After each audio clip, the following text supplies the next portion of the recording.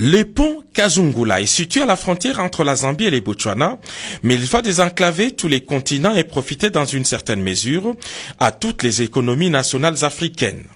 Voilà qui explique la mobilisation des 5 chefs d'État africains, parmi lesquels le président de la République démocratique du Congo et président de l'Union africaine, Félix Antoine Tshisekedi Tshilombo. C'est en présence des présidents Edgar Lungu de Zambie, Eric Mogoti du Botswana, Philippe Nyusi de Mozambique et Emerson Mnangagwa du Zimbabwe que le président Félix Antoine Tshisekedi Tshilombo a coupé les rubans symboliques ouvrant ainsi les corridors nord-sud de l'Afrique. Désormais, les véhicules, tout comme les trains, peuvent partir du port de Durban en Afrique du Sud et traverser tous les pays de la SADC, notamment les Botswana, les Zimbabwe, le Malawi, la République démocratique du Congo jusqu'à Dar es Salaam en Tanzanie. Devant ses pairs africains, le président Félix Antoine Tshisekedi Tshilombo a pris la parole pour vanter l'importance stratégique de cette réalisation qui symbolise la zone de libre-échange prônée par l'Union africaine. Le pont que nous inaugurons ce jour sur le fleuve Zambèze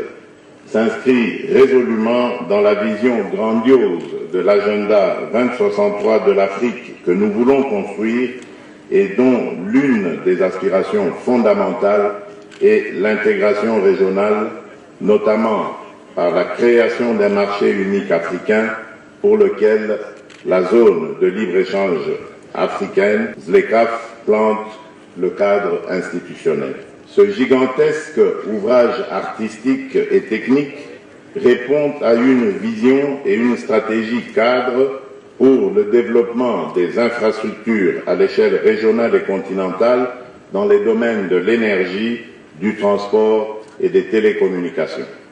En ce qui concerne particulièrement la République démocratique du Congo, le pont Kazungula sera la principale passerelle pour atteindre les ports secs de Kasumbalesa, un projet porté par le président Félix Antoine Tshisekedi Tshilombo. 2 postes douaniers à guichet unique construits de part et d'autre du pont devraient permettre la gestion du flux commercial transfrontalier. Financé conjointement par la Banque africaine de développement BAD, le Japon et le gouvernement zambien et botswanais, les travaux de construction du pont de Kazungula ont été lancés en 2014. Avec ses 923 mètres de longueur, Kazungula reste aussi un chef-d'œuvre qui force l'admiration de tous les Africains.